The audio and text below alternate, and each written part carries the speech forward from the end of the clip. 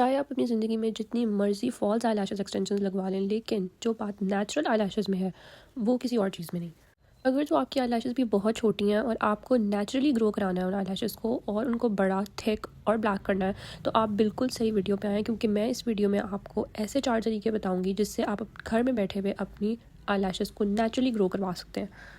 मेरे पास 4 ऐसे तरीके हैं जिनको अगर आप अपनी लाइफ रूटीन में शामिल कर लेते हैं तो आपको बहुत अच्छे रिजल्ट्स मिलेंगे, वो भी कुछ ही दिन में। हम सब की बॉडी में हेयर ग्रोथ को स्टिमुलेट करने के लिए एक ख़ास विटामिन पाया जाता है जिसको हम बायोटिन या फिर विटामिन बी भी कहते हैं।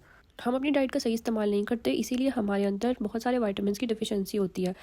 नेचुरली डाइट के ज़रिए भी आप विटामिन बी की कमी को पूरा कर सकते हैं, लेकिन बेहतरीन तरीका यह है कि आप अपनी ज़िंदगी में बायोटिन सप्लीमेंट्स ऐड करें। और इसका बेहतरीन तरीका यह है कि आप सुबह के टाइम उन सप्लीमेंट्स को लें और ये आपकी ज़िंदगी पे बहुत ड्रास्टिक चेंज लाएगा।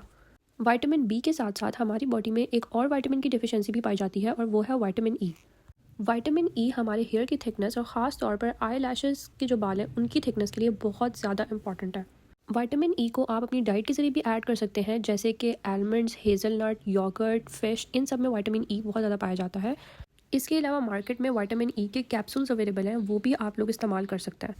तरीका बहुत आसान है। आपने किसी भी अपनी मार्केट से विटामिन ई के कैप्सूल्स लाने हैं। उसके बाद आपने मस्कारा की बॉटल लेनी है, कोई भी खाली बॉटल, और वार्म वाटर से उसको अच्छे तरीके से धो लेना है। उसके बाद आपने उसके अंदर विटामिन ई के कैप्सूल्स का जो ऑयल है वो भर लेना है और रात को सोने से पहले आपने अपनी आईलैशेस को कॉम्ब करने के बाद रोज़ रात को उसको यूज़ करना है। एक और बेहतरीन सी होम रेमेडी है कि आपने कोकोनट ऑयल और ऑलिव ऑयल को मिक्स करना है और उसको भी अपनी बॉटल में भर लेना है और आपने रोज़ अपनी नाइट रूटीन में अपने आईलैशेस को कॉम्ब करने के बाद इस ऑयल के मिक्सचर को भी यूज़ करना है। लास्ट में मैं आपको बताऊंगी कि आपने इन स्टेप्स को अपनी प्रैक्टिकल लाइफ में इम्प्लीमेंट कैसे करना है।